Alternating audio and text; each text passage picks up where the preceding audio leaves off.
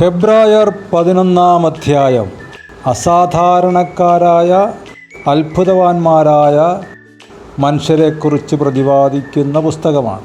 പക്ഷേ ഡീറ്റെയിൽഡായിട്ട് പരിശോധിച്ചാൽ നമുക്കറിയാം, നമ്മളെപ്പോലുള്ള സാധാരണ മനുഷ്യരാണ് അവർ. പക്ഷേ അവരെ അസാധാരണക്കാരാക്കിയത്, അത്ഭുതവാന്മാരാക്കിയത് അവരുടെ പേരിൻ്റെ മുമ്പിലെഴുതിയ ആ അഡ്രസ്സാണ്. അത് വിശ്വാസമാണ്. അവരെക്കുറിച്ച് എഴുതുന്നിടത്തെല്ലാം ഇങ്ങനെയാണ് പരിശുദ്ധാത്മാവ് എഴുതിയത്: വിശ്വാസത്താൽ ഹാബേൽ, വിശ്വാസത്താൽ ഹാനോക്ക്, വിശ്വാസത്താൽ നോഹ, വിശ്വാസത്താൽ അബ്രഹാം, ഇസഹാക്ക്, യാക്കോബ്. ഉൽപ്പത്തി മുതൽ പഴയ നിയമം മുഴുവനുമുള്ള കോടിക്കണക്കിന് ജനസംഖ്യയുടെ ഇടയിൽ നിന്ന് പരിശുദ്ധാത്മാവ് കുറച്ച് പേര് മാത്രം പെറുക്കിയെടുത്തെഴുതി. കേൾക്കുമ്പോൾ സുഖമാണെങ്കിലും അനുഭവിച്ചവർക്കറിയാം അവരെന്താണ് ചെയ്തതെന്ന്. ഹാബേൽ ആക്ഷരികമായും ആത്മീയമായും മുറിവേറ്റു. നമ്മുടെ നാടൻ ഭാഷ പറഞ്ഞാൽ ചോര പൊടിഞ്ഞു മനസ്സിൽ. തന്നെ കൊലപ്പെടുത്താൻ ശ്രമിക്കുന്ന സഹോദരന് വേണ്ടി നിലവിളിക്കുകയാണ്: ഈ പാപം അവൻ്റെ മേൽ കണക്കിടരുതേ. അതുകൊണ്ടാണ് പിന്നീട് എഴുതിയത്: ഹാബേലിൻ്റെ രക്തം ഗുണകരമായി സംസാരിച്ചു. ദൈവം കയ്യിനൊരു മുദ്രയിട്ടു. യേശു കർത്താവിൻ്റെ രക്തം ഹാബേലിൻ്റെ രക്തത്തേക്കാൾ ഗുണകരമായി സംസാരിക്കുന്നു. കാരണം ഹാബേൽ തൻ്റെ സഹോദരന് വേണ്ടിയാണ് കരഞ്ഞെങ്കിൽ, യേശു കർത്താവ് സകല മനുഷ്യർക്കും വേണ്ടി, സകല പാപികൾക്കും വേണ്ടി, എല്ലാ തലമുറകളിലുമുള്ള സകല പാപികൾക്കും ദുഷ്ടർക്കും വേണ്ടി നിലവിളിച്ചു. അപ്പോൾ വിശ്വാസം ചോര പൊടിയുന്നതാണ്, മുറിവേൽക്കുന്നതാണ്.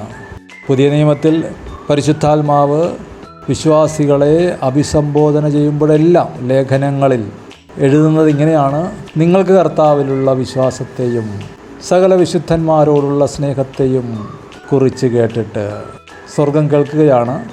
നിങ്ങൾക്ക് കർത്താവിൽ വിശ്വാസമുണ്ട്, നിങ്ങൾക്ക് സഹോദരങ്ങളോട് സ്നേഹമുണ്ട്. എങ്ങനെയാണ് അത് കേൾക്കുന്നത്? അത് ഈ രക്തത്തിൻ്റെ നിലവിളിയാണ്. സ്നേഹം സത്യമാണെങ്കിൽ, വിശ്വാസം സത്യമാണെങ്കിൽ ഹൃദയത്തിൽ ചോര പൊടിയും, നിലവിളി ഉണ്ടാകും, കണ്ണുനീരുണ്ടാകും. കാരണം നമ്മുടെ ഇഷ്ടം അവിടെ മാറ്റിവെക്കാൻ നമ്മൾ നിർബന്ധിക്കപ്പെടുകയാണ്. ഹാനോക്ക് ദൈവത്തോടു കൂടെ നടന്നു, ബാക്കി എല്ലാവരും അവരുടെ ഇഷ്ടത്തിന് നടക്കുക.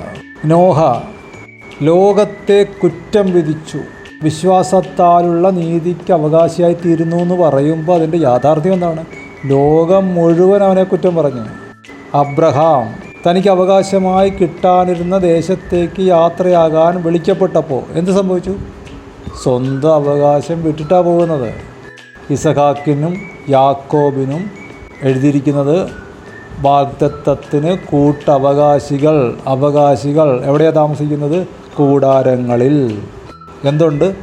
സ്വർഗത്തിലെ കെട്ടിടം കണ്ടിട്ട്, മണിമാളിക കണ്ടിട്ട്, വാഗ്ദത്ത ഭവനം കണ്ടിട്ട് ഇവിടെ കൂടാരത്തിൽ പാർത്ത് ദൈവത്തെ സ്തുതിക്കുകയാണ്. അതുകൊണ്ട് ദൈവം അവരുടെ ദൈവമെന്ന് വിളിക്കപ്പെടുവാൻ ലജ്ജിച്ചില്ല. മുന്നോട്ട് നമ്മൾ പോകുമ്പോൾ അബ്രഹാം താൻ പരീക്ഷിക്കപ്പെട്ടപ്പോൾ ഇസഹാക്കിനെ യാഗമർപ്പിച്ചു. ആരിൽ നിന്നാണോ തനിക്ക് പരമ്പര ഉണ്ടാകുമെന്ന് ദൈവം പറഞ്ഞത്, ആർക്ക് വേണ്ടിയാണോ താൻ കാത്തിരുന്ന് പ്രാപിച്ചത്, കർത്താവെ അത് നിന്നേക്കാൾ എനിക്ക് വലുതല്ല എന്ന് പ്രഖ്യാപിച്ചു. വിശ്വാസത്താൽ ഇസഹാക്ക് യാക്കോബിനെയും ഏസാവിനെയും ഭാവികാലം സംബന്ധിച്ച് അനുഗ്രഹിച്ചു. ആരെ അനുഗ്രഹിക്കാനായിരുന്നു ഇസഹാക്കിന് ഇഷ്ടം? തൻ്റെ മൂത്ത മകനെ അനുഗ്രഹിക്കാനായിരുന്നു ഇഷ്ടം. പക്ഷേ യാക്കോബിനെ അനുഗ്രഹിച്ചു. ആദ്യത്തെ ചതിയും സംഭവങ്ങളെല്ലാം കഴിഞ്ഞിട്ട് രണ്ടാമത് യാക്കോബിനെ വിളിക്കുന്നുണ്ട്. വിളിച്ച് അവനെ അനുഗ്രഹിച്ച്, നീ ഇവിടെ നിന്ന് പെണ്ണ് കെട്ടണ്ട, നിൻ്റെ അമ്മാവൻ്റെ വീട്ടിൽ പോയി അവിടെ നിന്നൊരു പെണ്ണിനെയൊക്കെ കെട്ടി ജീവിക്കുമെന്നും പറഞ്ഞ് അനുഗ്രഹിച്ച് അയക്കുന്നുണ്ട്. ഇനി യാക്കോബോ തൻ്റെ മരണകാലത്തിങ്കൽ യോസഫിൻ്റെ മക്കളെ ഇരുവരെയും അനുഗ്രഹിക്കുകയും തൻ്റെ വടിയുടെ അറ്റത്ത് ചാരിക്കൊണ്ട് നമസ്കരിക്കുകയും ചെയ്തു. എന്തിനാണ് മരണകാലത്തിങ്കൽ എന്നെഴുതിയത്? അതുവരെ വിശ്വസിച്ച് പോകുന്ന ചില കാര്യങ്ങളിൽ നിന്ന് ദൈവം തിരുത്തുകയാണെങ്കിൽ തിരുത്തപ്പെടാൻ തയ്യാറായി നിൽക്കുന്നൊരു മനുഷ്യൻ. ഇല്ല, ഞാൻ ഇന്ന വെളിപ്പാടില്ല പോയത്, ഇല്ല ദൈവം പറയുന്നില്ല തെറ്റാണ് എന്ന് പറഞ്ഞാൽ കീഴടങ്ങാൻ തയ്യാറായൊരു മനുഷ്യൻ. ഞാനൊരു വടിയോടുകൂടെ മാത്രമല്ലോ ഈ യോർദാൻ കടന്നത്, ഇപ്പോഴോ 2 കൂട്ടമായി തീർന്നെന്ന് ഈ മനുഷ്യൻ പറയുമ്പോൾ ഇദ്ദേഹം വിചാരിച്ചത് ഈ ലോകത്തിൽ ഞാൻ സമ്പത്ത് നേടി ധനവാനായി കർത്താവിനാൽ അനുഗ്രഹം പ്രാപിച്ചു എന്ന് വിചാരിച്ചിരുന്ന സ്ഥാനത്ത് ജോസഫിൻ്റെ 2 മക്കളെയും കാണുമ്പോൾ അദ്ദേഹം മനസ്സിലാക്കി, അനുഗ്രഹം ഭൗതികത്തെക്കാളേറെ ആത്മീയമാണ്. മരണകാലത്തിങ്കൽ ദൈവത്തിന് കീഴടങ്ങുന്നു. വിശ്വാസത്താൽ യോസഫ് താൻ മരിപ്പാറായപ്പോൾ പുറപ്പാടിൻ്റെ കാര്യം ഓർപ്പിച്ചു തൻ്റെ അസ്ഥികളെക്കുറിച്ച് കൽപ്പന കൊടുത്തു. പ്രധാനമന്ത്രിയാണ്, എൻ്റെ അസ്ഥികൾ കാനാൻ ദേശത്ത് കൊണ്ടുപോയി കല്ലറയിൽ അടക്കണമെന്ന് പറയാൻ പറ്റുമായിരുന്നു. പക്ഷെ വേണ്ട, എൻ്റെ സഹോദരങ്ങൾ അടിമകളായി തീരാൻ പോകുന്ന ഈ ദേശത്ത് ഞാനും കിടക്കട്ടെ.